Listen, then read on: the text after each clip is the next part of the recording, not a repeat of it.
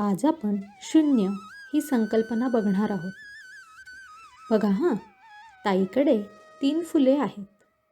ताईने त्यातील एक फूल राधाला दिले. आता ताईकडे 2 फुले राहिली. राधाला फूल दिलेले बघून रमा पण ताईला फूल मागू लागली. ताईने 2 फुलांपैकी एक फूल रमाला दिले. ताईकडे 1 फूल उरले. ताईने हे 1 फूल देवाला वाहिले. तर आता ताईकडे काहीच फुले उरली नाहीत. काहीच न उरणे यालाच गणिताच्या भाषेत शून्य असे म्हणतात. आपण शून्य हा अंक या चिन्हाने दाखवतो. गणितात 0 ते 9 ही चिन्हे आहेत. 0 ते 9 या चिन्हांच्या मदतीने आपण अंक लिहितो. उदाहरणार्थ 1 हा अंक या चिन्हाने दाखवतो. 2 हा अंक या चिन्हाने दाखवतो. याप्रमाणे 9 हा अंक या चिन्हाने दाखवतो. तसेच 0 हा अंक या चिन्हाने दाखवतो.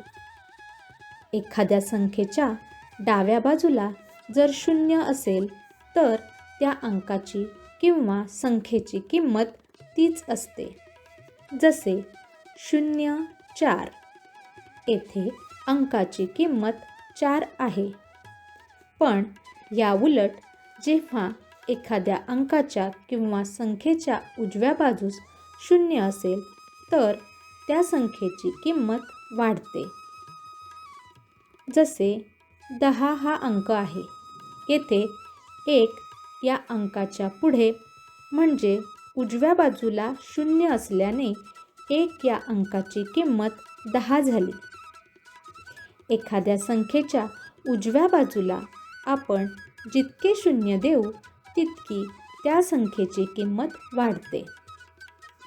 जसे 1 ह्या अंकाच्या पुढे 1 0 दिले तर 10 ही संख्या होते. 1 ह्या अंकाच्या पुढे जर 2 0 दिलेत तर 100 ही संख्या होते.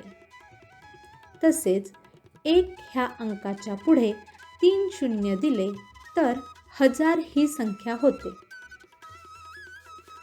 कोणत्याही संख्येत 0 मिळविल्यास किंवा कोणत्याही संख्येतून 0 वजा केल्यास उत्तर तीच संख्या येते. उदाहरणार्थ 5 अधिक 0 बरोबर 5. माझ्याकडे 5 लाडू होते. आईने मला अजून 0 लाडू दिले. 0 म्हणजे काहीच दिले नाही. त्यामुळे माझ्याकडे 5च लाडू झाले. 6 वजा 0 बरोबर 6. माझ्याकडे 6 कप होते. त्यातले 0 कप फुटले. म्हणजेच एकही कप फुटलेला नाही. त्यामुळे माझ्याकडे 6च कप राहिले. काय मग बालमित्रांनो, समजलं ना? 0 म्हणजे काहीच नाही.